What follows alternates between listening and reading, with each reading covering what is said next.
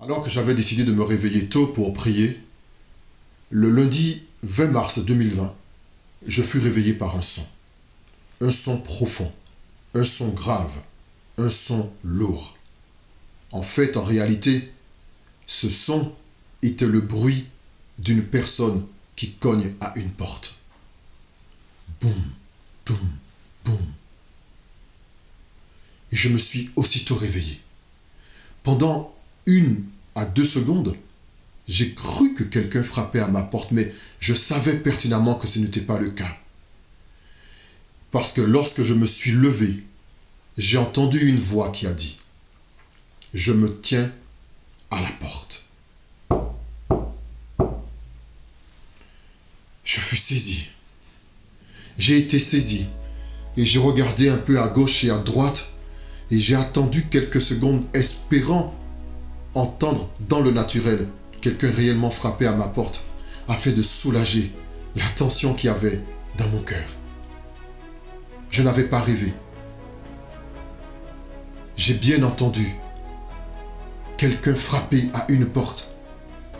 Et vous savez, c'était comme une porte, vous savez ces portes lourdes, ces grosses portes comme des portes de château, vraiment des grosses portes. Ce n'était pas un son fin, c'était un son lourd, un son grave.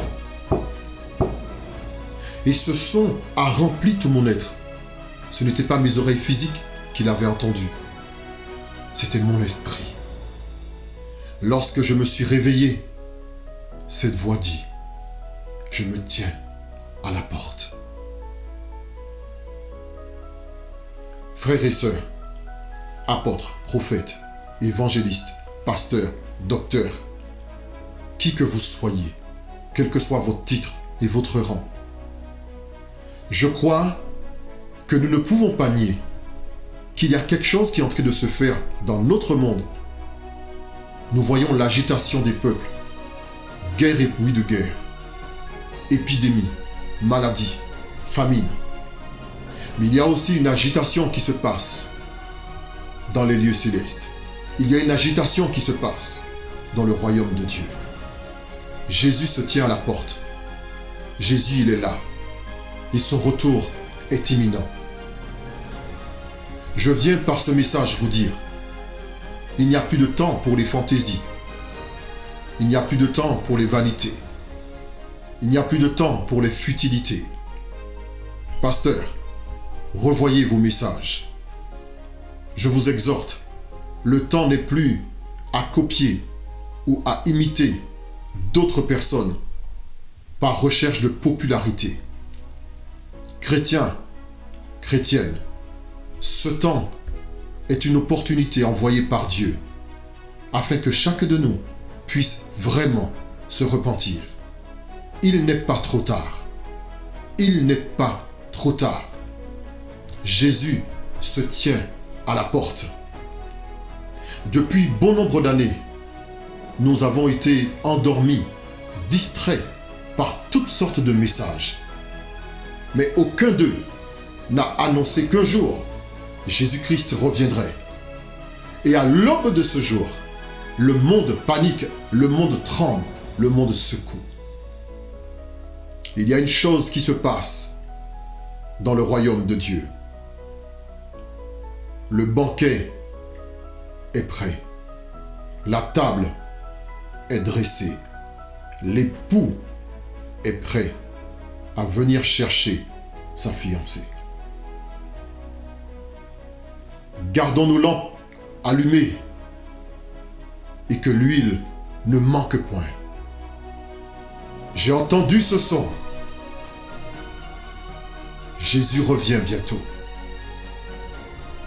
En décembre 2019, j'ai eu à vivre une expérience similaire, où j'ai entendu la voix de l'ange de l'Éternel annoncer que l'économie serait bientôt secouée, pire qu'en 2008 et 2009. Et c'est ce que nous vivons actuellement. L'économie mondiale est en train d'être ballottée, secouée et agitée dans tous les sens. Lorsque je l'ai annoncé, très peu m'ont cru. Lorsque je l'ai annoncé, des prophètes que je pensais être des amis m'ont tourné le dos à ce moment. Parce que mon message était peut-être trop léger, ou mon message n'était pas assez deep, mon message n'était pas assez révélateur ou révélatoire. Mais vous savez, je pense que il y a des mots simples pour dire des choses simples. Nous n'avons pas besoin de révélations extraordinaires pour annoncer que Jésus revient. Parce que lui-même l'a dit. La première venue de Jésus avait été annoncée par les prophètes comme Jérémie, comme Ésaïe. Et personne n'a cru. Il est venu sur cette terre. Il a été parmi nous. Et lui-même a annoncé son retour imminent. Et encore des hommes ne croient pas. Ce message s'adresse à tous ceux et à toutes celles qui vont à l'église le dimanche, ou qui ont été à l'église le dimanche, et qui ne se sont pas véritablement tournés vers le Seigneur. Dieu n'est pas dans la religiosité. Il est dans le cœur à cœur. Et il revient chercher sa fiancée. En faites-vous partie. Faites-vous partie de ceux que Jésus prendra. Est-ce que moi qui vous parle, j'en fais partie? Je suis très concerné par ce que j'ai vécu. C'est la raison pour laquelle je vous exhorte.